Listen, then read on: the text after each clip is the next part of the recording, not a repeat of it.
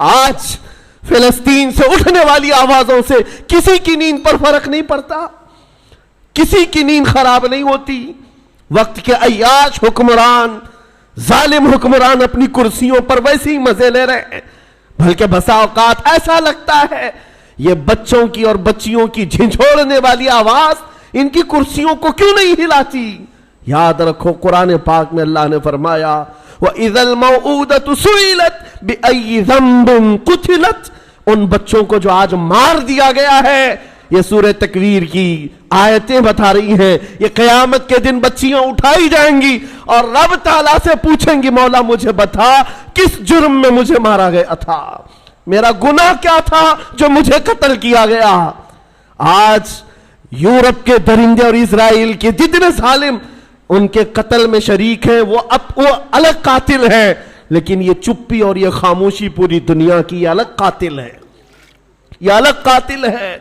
درد ہمیں اس بات کا ہو رہا ہے، اسی لیے شاعر نے کہا تھا نہ ادھر ادھر کی بات کر، مجھے یہ بتا کہ قافلہ لٹا کیوں، مجھے رہزنوں سے غرض نہیں تیری رہبری کا سوال ہے۔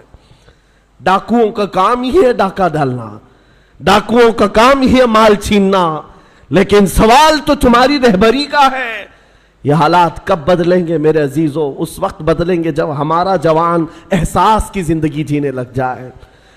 آج ہمیں افسوس ہے اور المیہ ہے، ہم ان ظالم حکمرانوں کے خلاف آواز اٹھاتے ہیں جن کے عیش میں کوئی کمی نہیں ہوتی آج، لیکن ان کو کوس کر کے بول کر کے آپ کو ایسا لگتا ہے یہاں کیا ہونے والا ہے؟ ہونے والا یہ ہے، آپ کو ہم نصیحت کر رہے ہیں، اللہ نے آپ کو جو منصب دیا آپ تو عیاش نہ بنو، آپ تو اس طرح کی بے حسی کی زندگی نہ گزارو، لاپرواہی کی زندگی آپ تو نہ گزارو۔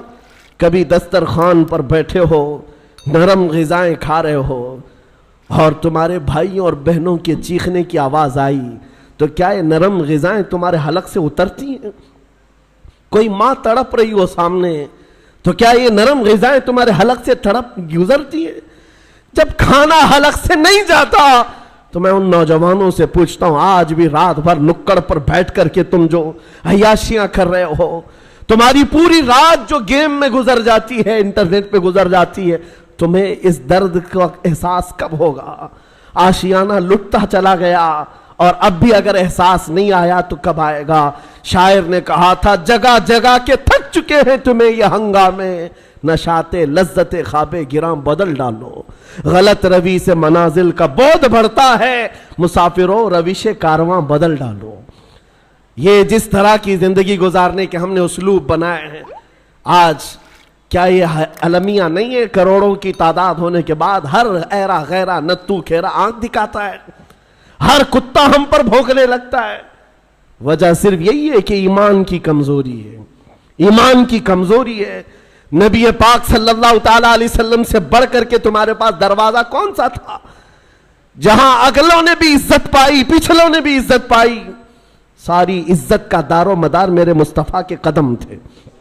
اور آج کل ملا کر کے میں اپنی گفتگو کو آخری درجے پر لاتا ہوں یہ کہتے ہوئے سب سے بڑا حساس اس دنیا میں کوئی تھا جو درد کا احساس کرتا تھا تو وہ آمنہ کا لال مدینے کا تاجدار، جس کے بارے میں میرے امام نے کہا تھا جو نہ بھولا ہم غریبوں کو رضا، یاد اس کی اپنی عادت کیجئے۔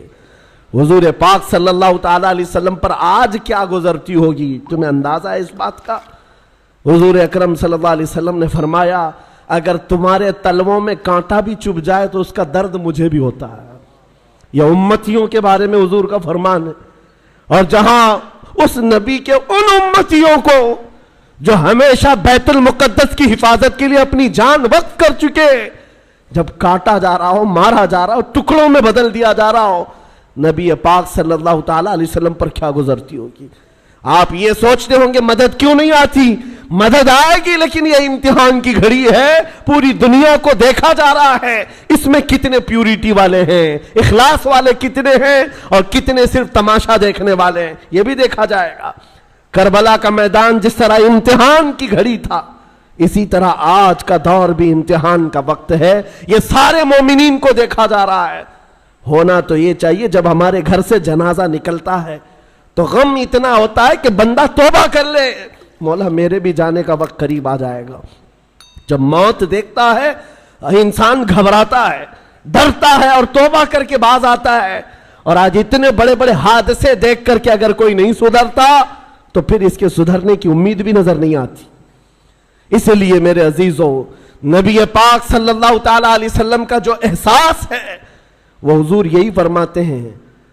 حضور نے فرمایا، حدیث پاک ہے، من اصبح منا من لم یہتم بامرنا فلیس منا، جو اس حال میں صبح کیا کہ میری امت کے بارے میں کچھ سوچا نہیں، وہ میری امت میں سے نہیں ہے۔ کتنے ہیں ہم میں سے جو صبح کرتے ہیں اور رسول اللہ کی امت کے بارے میں کہتے ہیں؟ آپ کو پتا ہے نبی پاک صلی اللہ تعالی علیہ وسلم نے یہ بھی فرمایا، جس نے میری امت کی مغفرت کی دعا کر دی میری شفاعت اس پر واجب ہے۔ حضور کی امت کے لیے صرف دعا بھی کرتا ہے تو حضور فرماتے میری شفاعت ہے اس پر۔ تو آج یہ احساس پیدا کرو، درد پیدا کرو ایک دوسرے کا، اور ان مومنین کے لیے باضابطہ رب تعالیٰ کی بارگاہ میں گڑ گڑاؤ۔ دعا مومن کا ایک ہتھیار ہے۔ جب احساس کے دل کے ساتھ اللہ کی بارگاہ میں پکارا جاتا ہے تو عرش الہی بھی ہل جاتا ہے، اور دعائیں باریاب ہوتی ہیں اور مدد ضرور آئے گی۔